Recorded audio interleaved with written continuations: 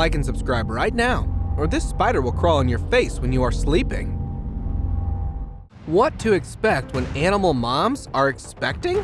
While embracing some of the scariest and craziest birthing processes, here's a look at the most fascinating births in the animal world. Heart-touching moms.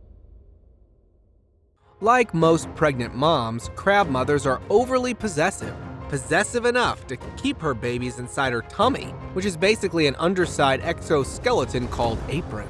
Once the eggs are fertilized, they pass out of the crab's body and are deposited under the apron. The apron is actually the curled under abdomen, having small appendages to which the eggs attach. And when the babies are born, it is meant to keep them safe. Moreover, the underside tends to shed once the babies are big enough. I know it sounds creepy, but the whole process is completely painless for the crab moms. Giant squid laying eggs. Ever wondered that birthing can be mesmerizing too? Take a look at this giant black-eyed squid giving birth to its tiny copies while illuminating the ocean with stars. A female squid can lay up to 1,000 eggs in a single go, a behavior that had never been previously spotted until 2012, when a team of researchers found that deep-sea squid brood eggs in a cluster of huge jelly-like mass by holding them in her arms until they hatch. A parental care approach for deep-sea species of squid. Hatched in one egg. At the yolk sac at Garden State Tortoises, a bite-sized story hatched out of one of the tortoise's eggs. Struggling to crawl out on planet Earth, the newborn conjoined siblings were spotted sharing the same yolk sac. And since the owners were pretty curious about their survival, they took their chance anyway, with floss in order to separate the two out of this misery. Well, it turns it worked out perfectly fine. The twins are doing great at the incubator, drinking water, getting nourished, and are named as Bumblebee and Yellow Jacket. Worst parents ever. While forcing others to raise their children, cuckoo catfish are not only responsible for 90% of fish crimes, but are the most irresponsible mothers too. How? Well, the catfish have got this vicious tactic. When a chicklade lays an egg, the female catfish swoops in to lay a clutch of her own, and sometimes gobbling up the chicklade egg at the same time.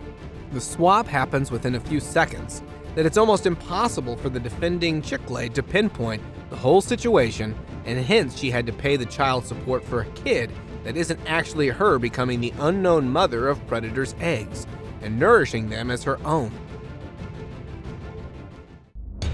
Asian arowana. After so many examples of great moms, let me introduce you to the super dads of the ocean, the arowana fathers. Well, because Asian arowanas have got the most interesting way of reproduction. They are paternal mouth brooders.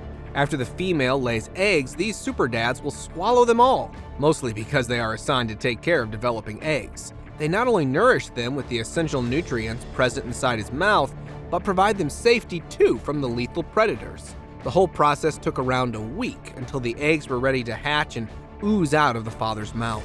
But the father's mouth will still be a savior in case danger. Parasitic surrogacy. Where surrogacy is trying to put a smile on someone's face, Sacculina barnacles are doing just the opposite. They tend to infect the crabs and then manipulate their behavior to benefit themselves. Sacculina not only takes over the host's body, but its mind too. It neuters the crab, turns it into a babysitter by laying eggs inside the crab's body that grooms and cares for the barnacle's brood, tending the next generation of baby snatchers as if they were its own babies. Virgin birth.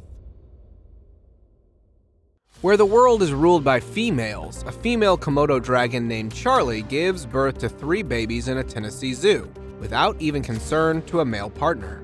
All thanks to parentogenesis, a form of reproduction in which females can just copy-paste the genetic copies of their own version without even mating. According to studies, female Komodo dragons can survive without male because of the following facts. 1. They get violent when approached. 2. Depending on their environmental condition, in the wild or in captivity, they mostly live alone. Hence, evolving into these parthenogenetic creatures was the only way to keep life moving.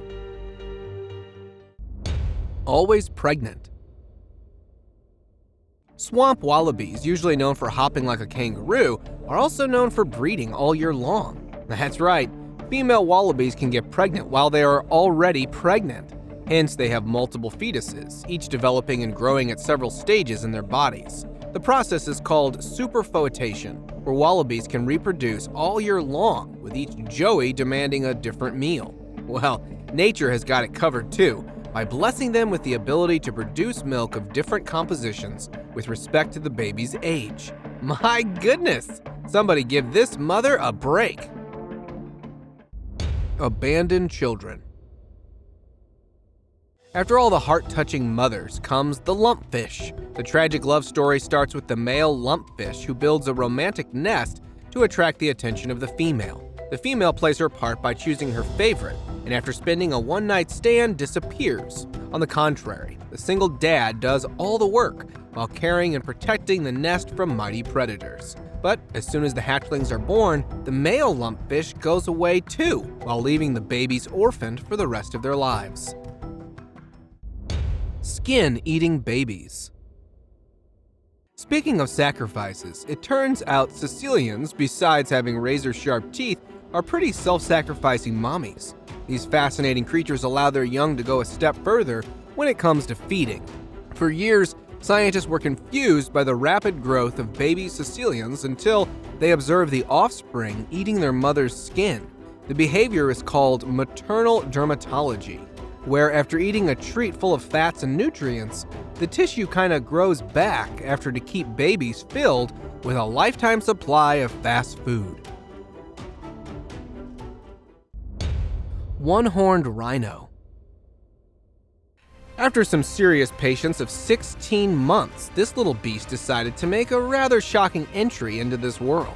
Born with just one horn, the adorable calf weighed around 50 kilograms in Chester Zoo in the UK.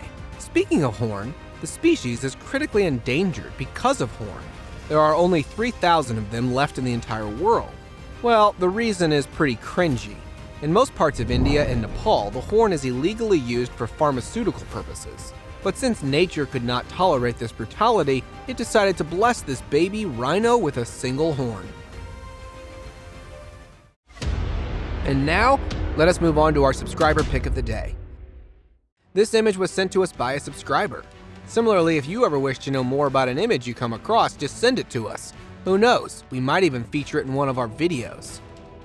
Today's subscriber pick is a picture of this bright red-colored snake belonging to the species adder snake, specifically known for giving birth to babies instead of laying eggs. The mother snake nourishes 3 to 18 babies inside until it's fully developed to explore this world. The process is the same as incubating eggs. The only difference is that incubating in adder snakes is done here internally. And like the whole idea of snakes giving birth, their breeding season, it's unusual too, which occurs during the winters. Well, besides being extremely venomous, adder snakes are pretty timid in nature. Hence, they tend to give birth in sheltered spots, away from disturbance, where babies quickly break out of their embryonic sacs. Green spoon worm. While taking the phrase "girls rule the world" way too seriously, female green spoonworms are pretty ruthless when it comes to reproducing. The tiny male larvae will attach themselves to a female's body. The female then inhales the male inside through a feeding tube to spend the rest of their lives inside her genital sac, while continuously producing sperm to fertilize her eggs, but like everything comes at a price. The male relies on females for fulfilling all of his other needs. Birth-giving machine. Birthing and nourishing a child sure is a difficult process, but not for a termite queen whose sole purpose of life is to keep birthing while the worker termites do all the nourishing. A quick background: termites are small insects who like to spend most of their lives in colonies ruled by a queen termite, responsible for sustaining the future. After getting married to a suitable male, she becomes the founder, locates a suitable nest site, excavates it, and starts reproducing. But what's more fascinating is each day, the queen can lay 30,000 eggs per day, which sums up to more than 10 million termite babies in a year. No wonder why she needs so many attendants to babysit. See you next time!